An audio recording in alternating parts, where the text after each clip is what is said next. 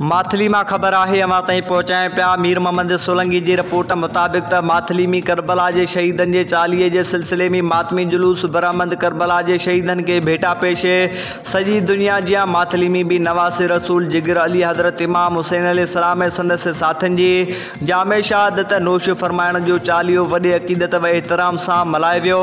माथली में 40 जो मरकजी मातमी जुलूस मरकजी इमाम बारगाह कलंदर शाह के पिण का बरामद किया वियो।